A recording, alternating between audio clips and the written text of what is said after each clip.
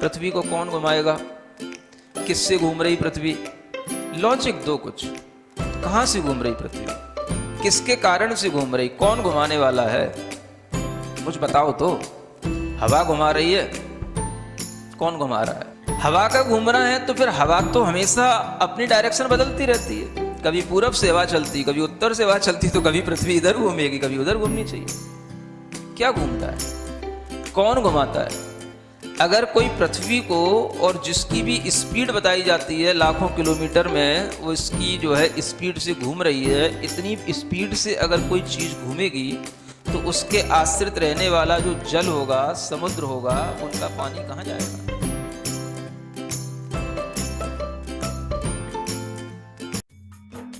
इस कार्यक्रम के पुण्यार्जक हैं गुरु भक्त परिवार, दिल्ली।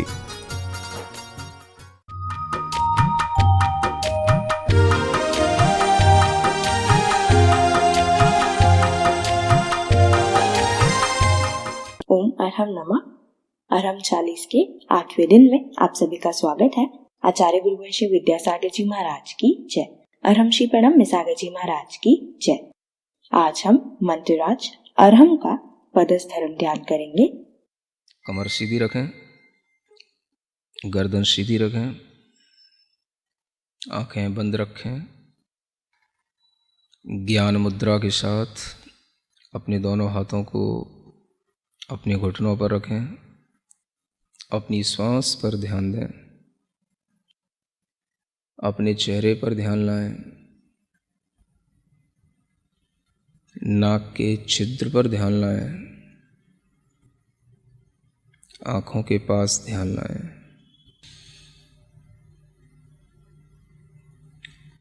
अपने शरीर के बाहर अरहम के बड़े बड़े अक्षरों को लिखा हुआ देखें। बड़ा बनाएं। जितना आप अपने मन में बड़े से बड़ा अरहम इमेजिन कर सकते हैं, आप अरहम की पूरे खुले आकाश में बड़े से बड़े अ अक्षर की अपने अंदर एक इमेजिनेशन करें। उस आ के साथ ही ह अक्षर की खूब बड़ा, उसके ऊपर एक रेफ है और वह बिंदु उसके अंदर है, चंद्र बिंदु के साथ में। ऐसे उस अरहम को, बहुत बड़े उस अरहम के मंत्र को, मानो वह मंत्र नहीं है, किसी देवता का, किसी सिद्ध देवता का वह आकार है, और वह मंत्र रूप मूर्ति पूरे आकाश में चारों ओर भ्रमण कर रही है। वह अरहम के अक्षर कभी छोटे हो जाते हैं, कभी बड़े हो जाते हैं, कभी बहुत बड़े हो जाते हैं, कभी और बहुत बड़े हो जाते हैं। मन चाहे तरीके से उनमें परिवर्तन होता है। मन चाहे तरीके से उनका गमन हो रहा है। मानो वह निर्द्वंद होकर बिना किसी रोक टोक के आकाश में सर्वत्र ऐसे विचरण कर रहा है जैसे सर्वज्ञ भगवान जिन देव विचरण करते हैं।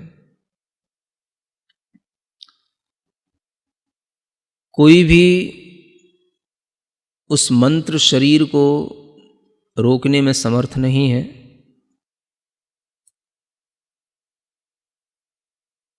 पूरे जगत में वंदनीय ज्ञान का बीज, महान ऐश्वर्य को धारण करने वाला, मंत्रों में महेश्वर कहलाने वाला वह पवित्र मंत्र अरहम का ध्यान इसी रूप में निरंतर करते रहें। आकृतियाँ, उसके साइज आप अपने मन के अनुसार चेंज करते रहें, कभी छोटा कभी बड़ा।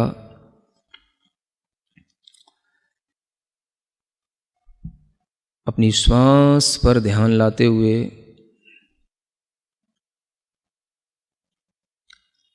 अपने हृदय स्थान में श्वास को रोकते हुए क्षणभर के लिए यह महसूस करें कि वही मंत्र बाहर का घूमते घूमते हमारे हृदय स्थान में, हृदय के मध्य कमल पर आसीन हो गया है।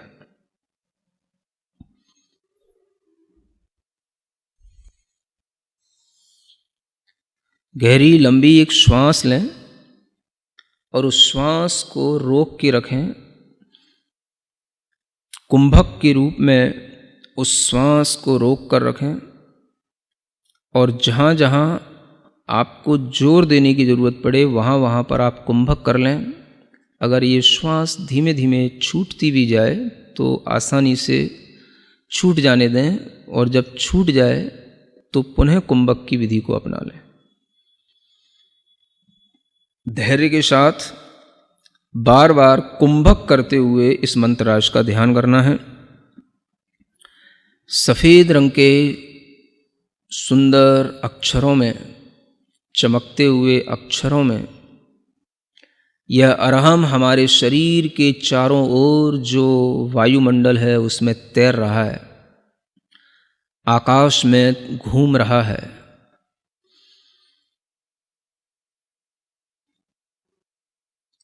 कुंभक करके इसको अपनी भौं की लताओं में, जो अपने भौं की लकीरें हैं उस पर इसको घूमता हुआ देखें, स्फुरायमान देखें अपनी भौं पर।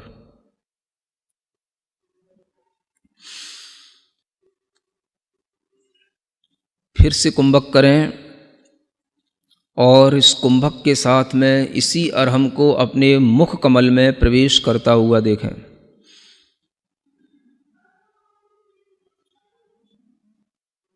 कुंभक के साथ पूरा ध्यान मुख कमल में इस अरहम को ध्यान करते में लगाए रखें।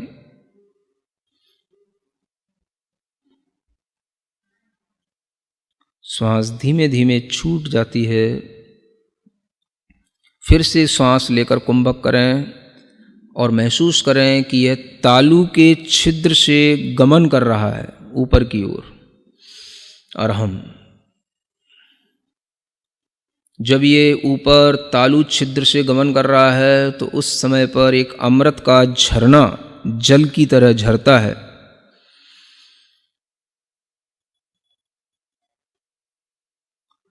उस सुंदर से चंद्रमा के समान शीतल शुभ्र अरहम के अक्षरों को फिर से कुंभक करते हुए नेत्रों की पलकों पर स्फुरायमान होता हुआ देखें। नेत्रों की पलकों पर वह अरहम छाया रहा, इधर उधर घूम रहा, नेत्रों की पलकों पर स्फुरित हो रहा है। फिर गहरी लंबी श्वास लें। कुंभक के साथ में इसी अरहम को अपने बालों के ऊपर स्थित होता हुआ देखें, केश पर।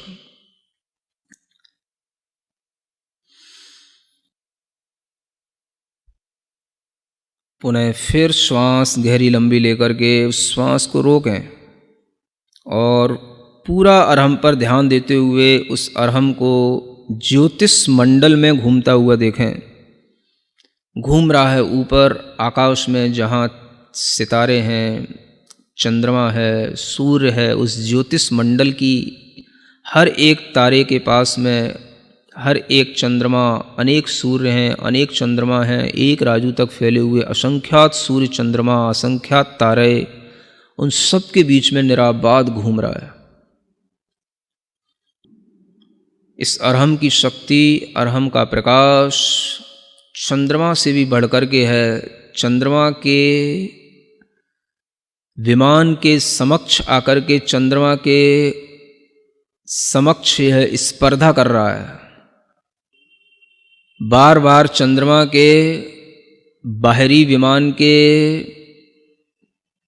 उस तल से टकरा रहा है जहाँ पर चंद्रमा की किरणें फैल रही हैं, वहीं पर इस अरहम की किरणें उस चंद्रमा की किरणों से भी ज़्यादा हैं और उसी के साथ वह बार बार टकरा रहा है, उसी से स्पर्धा कर रहा है। चंद्रमा से भी ज़्यादा प्रकाशमान होने के कारण से चंद्रमा से बार बार उलझ रहा है, घूम रहा है। क्षण भर में दिशाओं में संचार करने लग जाता है, कभी पूर्व दिशा में, कभी उत्तर दिशा में, कभी दक्षिण दिशा में, कभी पश्चिम दिशा में, कभी विदिशाओं में। सब जगह यह दिशाओं में निर्द्वंद होकर के विचरण कर रहा है। बहुत लंबा दूर दूर तक आकाश में उछलता जा रहा है, उछलता जा रहा है। जैसे कोई बार बार अपने प्रतिद्वंदी से टकराता है, वैसे ही ये फिर से चंद्रमा के पास में आकर के टकराने लगा। चंद्रमा के अंदर घुसने की कोशिश कर रहा है और चंद्रमा के अंदर जो कलंक दिखाई दे रहा है उसको भी यह धोता हुआ, उस कलंक, चंद्रमा के कलंक को भी साफ करता हुआ, इतना ज़्यादा तेज प्रकाश इस अरहम के अंदर है कि उस चंद्रमा के कलंक को साफ करता हुआ उसके पार निकल गया। मानो इसने संसार के सब भ्रमों को दूर कर दिया और यह सब पहाड़ों पर, पर्वतों पर, नदियों पर, समुद्रों में, सूक्ष्म से सूक्ष्म स्थानों में भी निराबाद होकर के विचरण करते हुए ऊपर की ओर बढ़ता चला जा रहा है। सभी स्वर्ग के विमानों पर पहुंच कर के 16वें स्वर्ग तक के विमान की यात्रा कर चुका है और ऊपर चलता चला जा रहा है। इस अरहम को रोकने वाला कोई नहीं। धीमे धीमे निरंतर ऊपर बढ़ते हुए यह सिद्ध शिला तक पहुंच गया, परम स्थान, मोक्ष स्थान को प्राप्त करके, जहाँ पर मोक्ष लक्ष्मी निवास करती है। सिद्धों का अनंत सुख जहाँ रहता है, सिद्ध अनंत संख्या में जहाँ होते हैं, वहीं पर जाकर के यह उन्हीं से मिलने लग गया,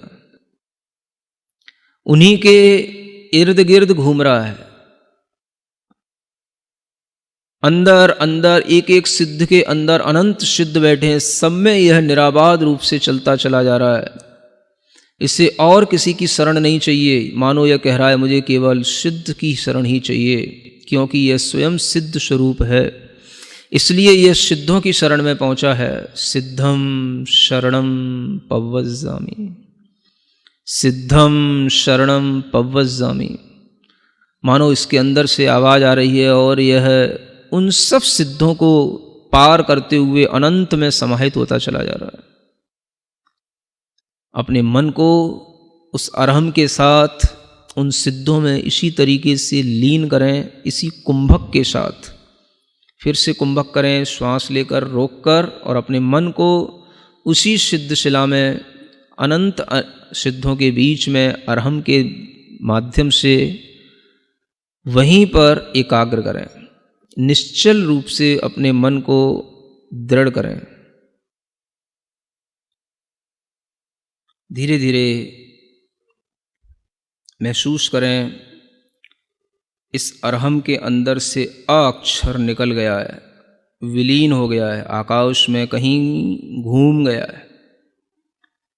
अ अक्षर विलीन हो गया।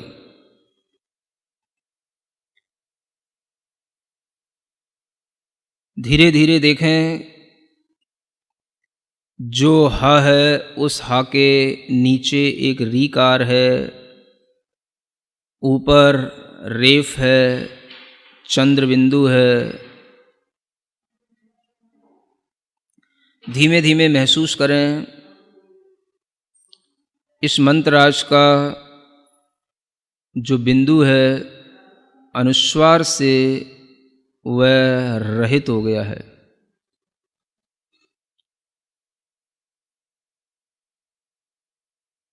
उसकी जो अर्ध चंद्राकार कला है वह भी विलीन हो गई है।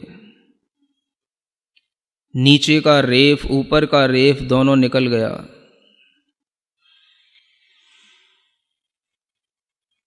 जो ह अक्षर दिख रहा है वह भी धीरे धीरे आकाश में लुप्त होता चला जा रहा है।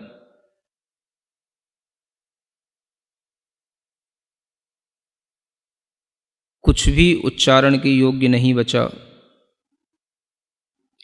ह अक्षर की एक सूक्ष्म सी रेखा दिखाई दे रही है जो सूर्य के समान दैदीप्यमान है। यही वह अनाहत देव है। इसी में कुंभक करके अपना ध्यान लगाएं। मन को एकाग्र बनाएं, चित्त को बिल्कुल निश्चल करके उसी अब ह की सूक्ष्म रेखा में ही और उसकी सूक्ष्मता में अपने मन को बढ़ाते चले जाएं। वह रेखा भी छुप गई है और वह भी केवल एक बाल के अग्रभाग बराबर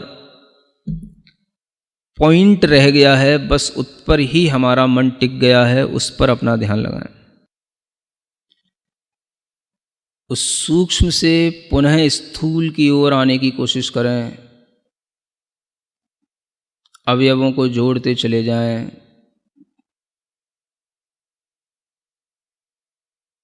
फिर आपके सामने वह अरहम का पूर्ण रूप फिर दिखाई देने लगा।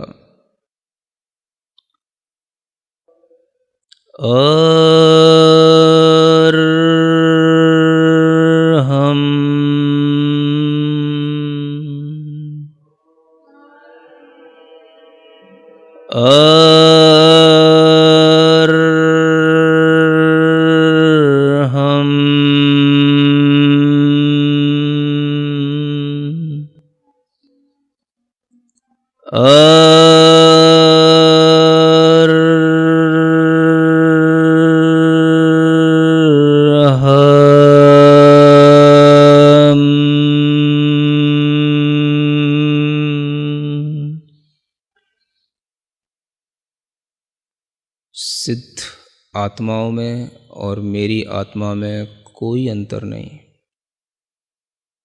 मैं शुद्ध चैतन्य प्रकाश पुंज, शुद्ध चैतन्य आत्म तत्व हूँ और यही रहूँगा।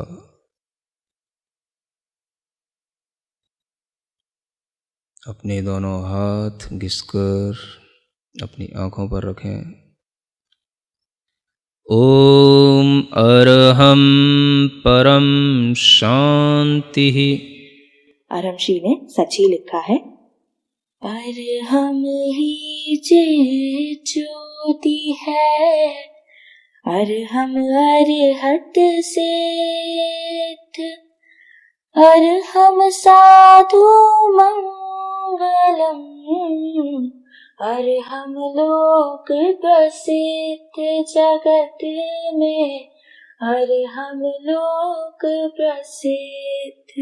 हे प्रभु, मैं भी अरहम मैं हो जाऊं, बस यही भावना है। यदि आपने अभी तक हमारे YouTube चैनल को सब्सक्राइब नहीं किया है तो आज ही कीजिए।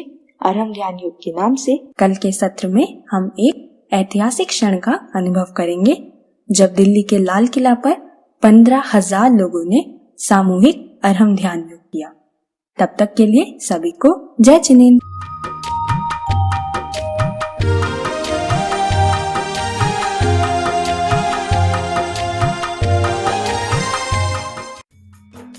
इस कार्यक्रम के पुण्यार्जक थे गुरु भक्त परिवार दिल्ली।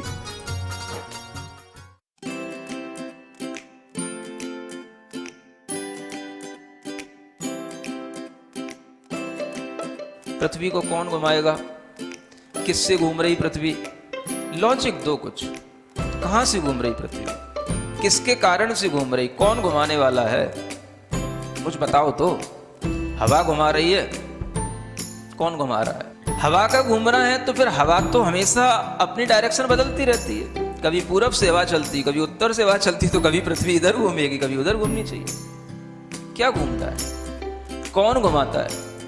अगर कोई पृथ्वी को, और जिसकी भी स्पीड बताई जाती है लाखों किलोमीटर में, वो इसकी जो है स्पीड से घूम रही है, इतनी स्पीड से अगर कोई चीज़ घूमेगी तो उसके आश्रित रहने वाला जो जल होगा, समुद्र होगा, उनका पानी कहाँ जाएगा?